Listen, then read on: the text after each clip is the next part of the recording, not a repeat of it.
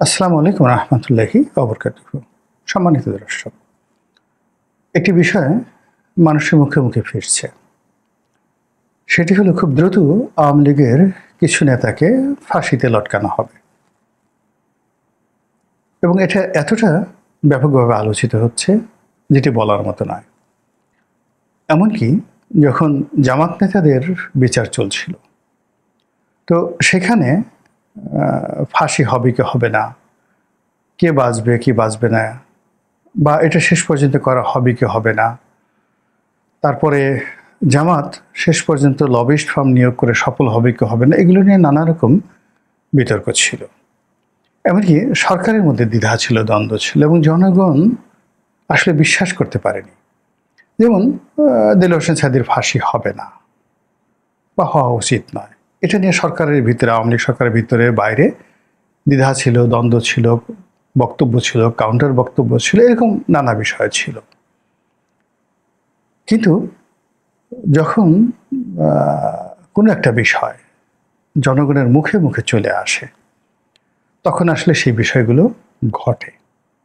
মানুষের মুখে জয়, মানুষের মুখে ক্ষয়, মানুষের মুখে পরাজয়, মানুষের মুখেই বিজয়।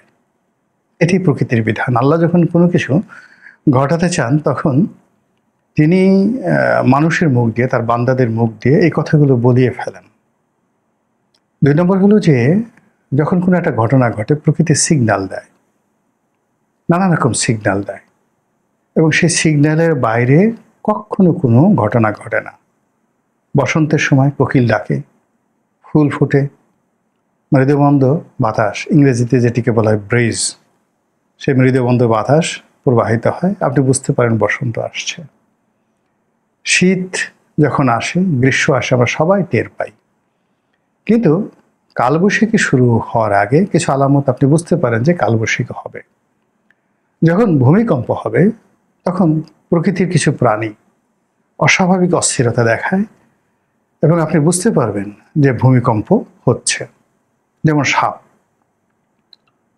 ৫০০ মাইল দূরে ভূমিকম্প হবে, সেটা সাপ বুঝতে পারে।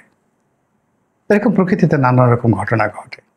প্রকৃতির কিছু প্রাণী আছে, সমুদ্রে যখন সুনামি হবে, সমুদ্রের কিছু প্রাণী বুঝতে পারে এবং তাদের আচরণের উপর ভিত্তি করে যারা গবেষক, তারা বলে দেয় যে সুনামি আসছে। তদ্রূপ মানুষের আচরণ, মানুষের চরিত্র, এসব জিনিস নিয়ে হাজার বছর ধরে গবেষণা চলছে। যেমন হযরত আলী রাদিয়াল্লাহু তাআলা আনহু বলেছেন যে, কখন বুঝবে একটি সমাজ, দেশ, রাষ্ট্র রসাতলে গেছে। দেখেন, খুব সাধারণ কথা, যখন দেখবে সেখানে দরিদ্র মানুষেরা অধৈর্য হয়ে পড়েছে।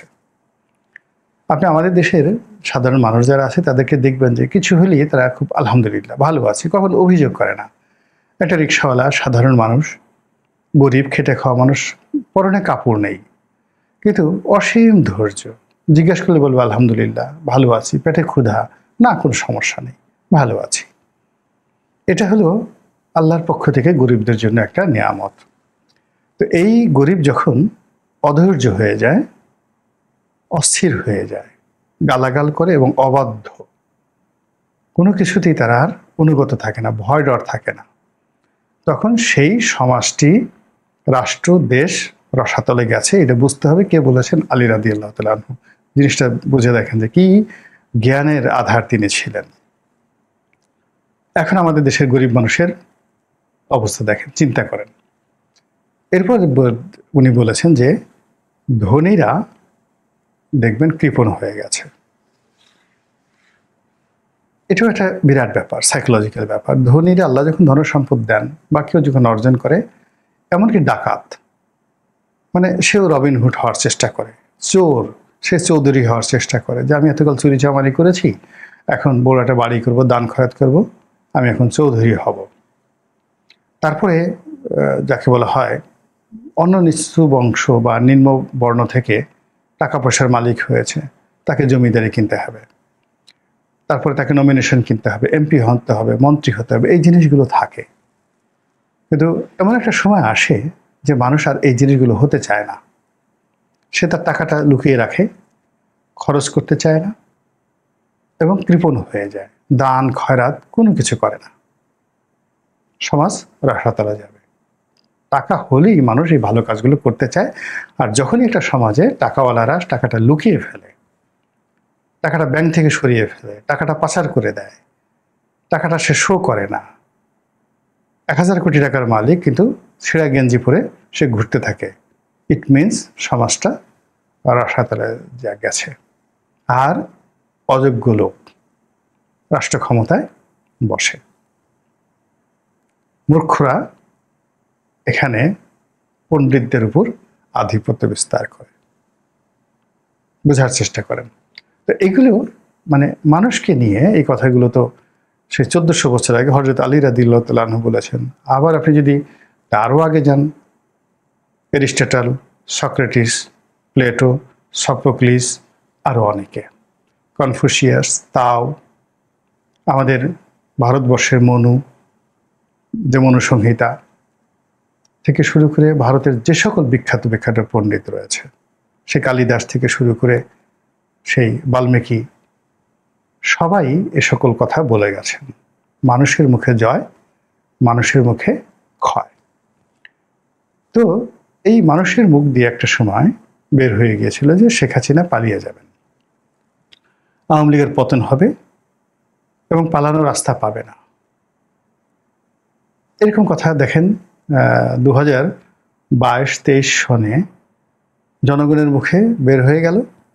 আর এটা এতভাবে বিস্তৃতি লাভ করলো যে আওয়ামী লীগের অনেক নেতাই বলা শুরু করলেন যে আমরা পালাবো না, আমরা পালাই না, আমরা ভয় পাই না, ইত্যাদি কথাবার্তা। তো এটা মানুষের মুখ দিয়ে বের হয়ে যায়।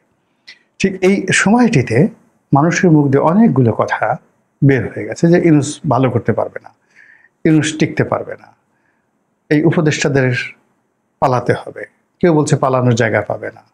এই কথাগুলো কিন্তু মানুষের মুখে মুখে ফিরছে। এখন এগুলো বন্ধ করবেন আপনি কিভাবে?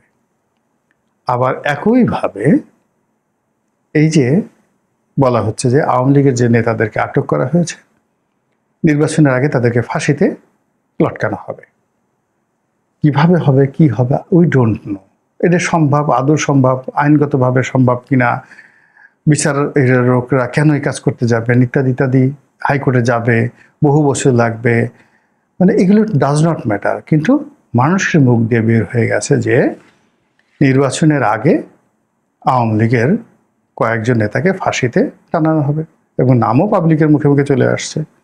সালমানের কথা বলছে, আইনমন্ত্রী আনিসুল হকের কথা বলছে, রাশিদ খান মেননের কথা বলছে, হাসানুল হক ইনুর কথা বলছে, জুনায়েদ আহমেদ পলকের কথা বলছে।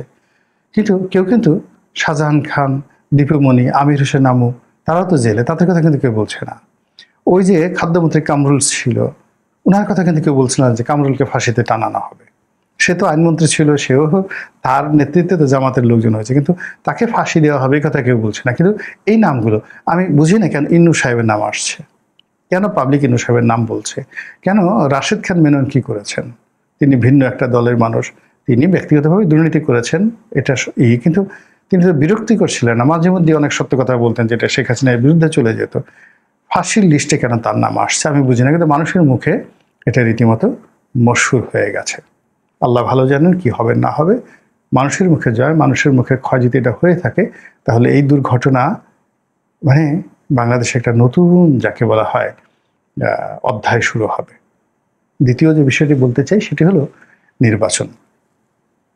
তো এখানে দেখুন বেশিরভাগ মানুষ বলছে নির্বাচন হবে না, ফেব্রুয়ারিতে তো প্রশ্নই আসে না, এত তাড়াতাড়ি নির্বাচন হবে না, ডক্টর মোহাম্মদ ইউনূস ভালো নির্বাচন করতে পারবেন না, এটা যেভাবে বলা হচ্ছে। আবার সমান্তরালভাবে ফেব্রুয়ারি মাসে নির্বাচন হবে, যেভাবে বিএনপি ক্ষমতায় আসবে, বা ফেব্রুয়ারি না হলে নির্বাচন হবে। একটা গ্রুপ বলছে নির্বাচন হবেই না, আবার আর একটা গ্রুপ বলছে নির্বাচন হবে। তাহলে দেখুন এখানে কিন্তু জনগণের মুখে নির্বাচন নিয়ে একটা ইউনিফাইড যাকে বলা হয় ডায়ালগ আসেনি। কেউ কিন্তু বলছে না যেমন না দুনিয়া উল্টে গেলে এদেরকে ফাঁসি দেওয়া যাবে না বা ফাঁসি হবে না, এটা অসম্ভব একটা বিষয়, এই কথা কিন্তু কেউ বলছে না।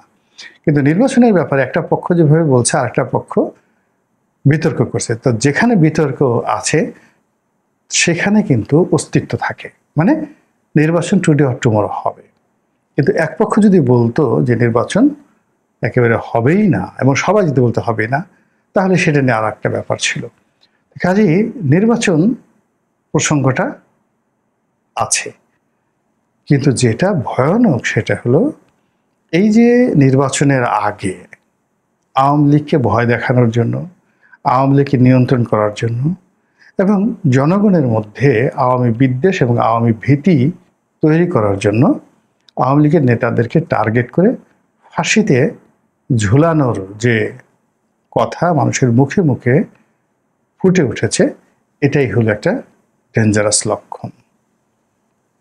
যারা এই কথাগুলো বলছেন, বা যে আমরা কন্টেন্ট তৈরি করছি, বা যে বলছি, পত্রপত্রিকা আসছে, তারপরে বিভিন্ন সামাজিক মাধ্যমে অহরহ এই মানুষের কথাবার্তা হচ্ছে, এগুলো কিন্তু অ্যাজ এ হোল লক্ষণ কিন্তু ভালো না। এটা কোনো অবস্থাতেই লক্ষণ ভালো নয়।